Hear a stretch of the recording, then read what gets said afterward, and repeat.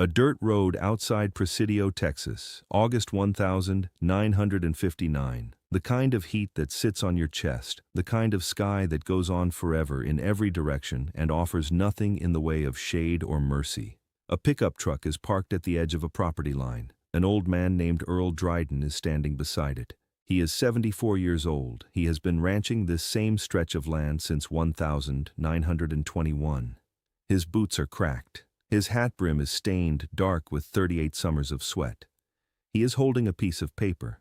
He is reading it very slowly, the way a man reads something when the words aren't adding up to what he was told they would say. Across from him, leaning against a newer car, is a man named Gerald Pruitt. Pruitt works for a mid-sized oil concern out of Midland. He has driven out here 3 times in the past 2 weeks. He has brought paperwork each time. This is the 3rd version of the contract. The numbers on this version are different from the numbers Pruitt described out loud the first day. Not dramatically different, just different enough. The kind of different that adds up to a great deal over 10 years.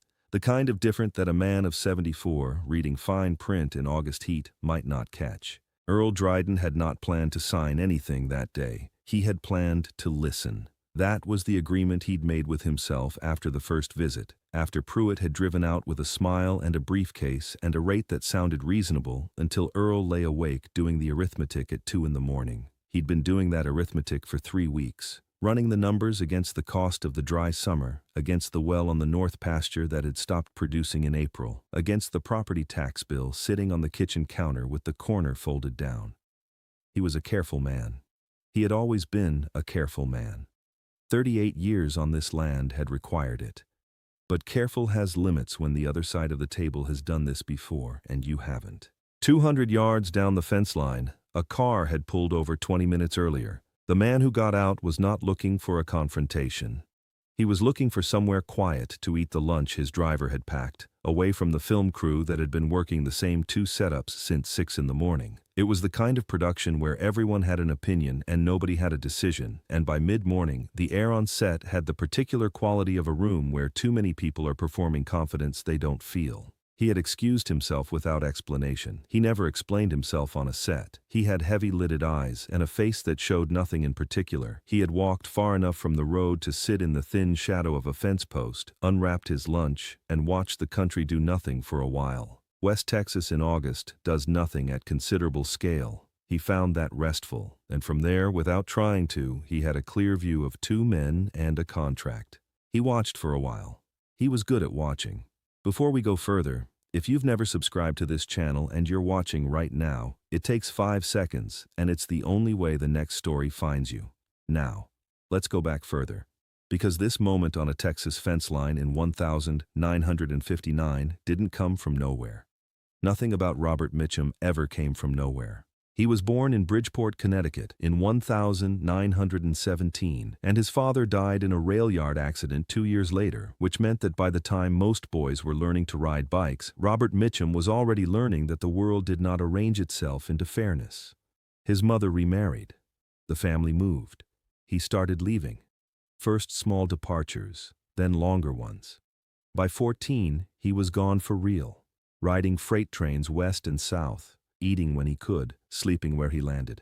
He was arrested for vagrancy in Georgia at 16 and sentenced to a chain gang in Savannah. He spent weeks breaking rock in shackles. The guards were not gentle.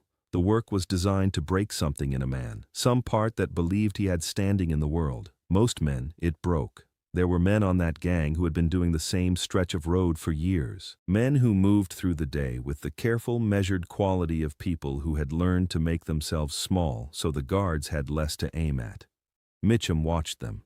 He understood the strategy. He did not adopt it. He found a different way through. Not defiance, which got you beaten, but a kind of absolute interior stillness. A place the guards couldn't reach because it didn't react to them. He carried that place out of Georgia with him when he left. He carried it for the rest of his life. Mitchum came back from it with something different, not anger, not bitterness, something quieter and more permanent, a settled quality, as if he'd already seen the worst a stranger could hand him and found it survivable. He drifted into California in his 20s, worked in a Lockheed plant, running machines, got married, had children, The machine work paid, but it asked something of him that he wasn't willing to give indefinitely. A narrowing, a daily installation of himself into a space that was too small. He found his way into a local theater group, not because he had ambitions, because he needed somewhere to put the parts of himself that didn't fit anywhere else. A casting director saw him in something small and unimportant in 1942. By 1945 he was in pictures. By 1948 he was the kind of star that studios built their schedules around. And none of it changed the thing that had been set in him on the Georgia chain gang. The thing that recognized at a glance the difference between a transaction conducted in good faith and one conducted in bad faith. The difference between a man being treated as a person and a man being treated as a problem to be managed. Back to Presidio, August 1959. Mitchum watched Earl Dryden read that contract for 3 minutes. He watched the old man's jaw work. He watched him point to a number and ask a question, and he watched Pruitt answer it with a gesture that was technically a response, but was not actually an answer. He had seen that gesture before, in different offices, in different rooms. The gesture that meant, let's keep moving, let's not let you think about this too long. He stood up. He walked the 200 yards along the fence line without hurrying. His boots raised a little dust. The sun was direct and merciless overhead. He came to a stop a few feet from the two men and looked at Pruitt first, then at Earl, then at the papers in Earl's hand. "What's the lease term on that?" he said. Pruitt turned. He recognized the face with a small involuntary adjustment of expression, the kind of adjustment that means a person is recalibrating quickly. "Sir, this is a private negotiation." Mitchum looked at Earl. "What did he tell you the daily rate would be the first time he came out?" Earl looked at him. $1.40 per barrel, above the base, that's what he said. Mitchum held out his hand. Earl gave him the papers. He read them the way someone reads something when they already know roughly what they're going to find. Not fast, not slow. His face didn't change. When he got to the relevant clause, he stopped and read it twice. Then he looked at Pruitt. "This says $1.15. Pruitt began a sentence about adjusted projections. Mitchum let him finish it. Then he looked at Earl. "You got a lawyer?" Earl said he did not have a lawyer. "You got a son or a daughter?" "A daughter, Odessa, married, 2 kids. Mitchum held the contract out toward Pruitt. He waited until Pruitt reached for it. Then he pulled it back, looked at it one more time, and tore it in half. Then in half again.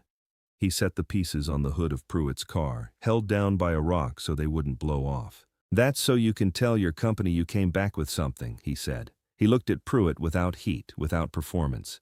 "Just directly, the way you look at a problem that has a simple resolution.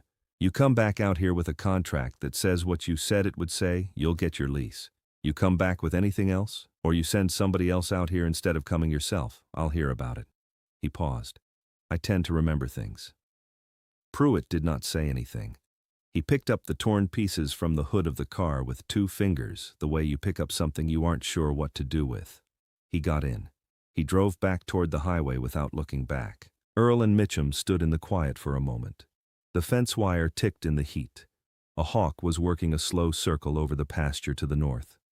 Earl looked out at the land. He had a particular way of looking at it. Not admiring, not sentimental, just taking stock. The way you look at something you've been responsible for long enough that looking at it is the same as thinking about it. "You didn't have to do that," Earl said. Mitchum had already started back toward his car. He stopped, looked back over his shoulder. "I was sitting right there," he said. "Wasn't doing anything else. That was the whole of it. No speech, no explanation. The kind of answer that closes a subject without dismissing it." The drive back to the film location took 11 minutes. Mitchum ate his lunch on the way. He did not mention what had happened to anyone on the set. He went back to work. 6 weeks later, Earl Dryden's daughter drove out from Odessa with her husband, who happened to be a contracts attorney. They spent an afternoon with a new representative from the same oil company, a different man, lower voice, less confident posture, going through a new lease agreement. The daily rate was $1.42 per barrel, above the base. The term was 7 years with renewal rights. Earl signed it at his own kitchen table. He didn't know the name of the man on the fence line. His daughter asked around. It took a while. When she finally got the name, she drove out to the ranch on a Sunday afternoon and told her father. Earl was sitting on the porch with a cup of coffee going cold in his hand. She said the name. He was quiet for a long moment. He looked out at the pasture to the north, the one that ran along the fence line where it had happened. Then he set the cup down on the rail with a small, careful motion and went back inside. He didn't say much about it, but 2 weeks later his daughter noticed he had moved the kitchen table so it sat under the window that faced that same pasture. She didn't ask him why. She had a pretty good idea. Robert Mitchum died on July 1, 1997, at the age of 79. He made 117 films over 5 decades.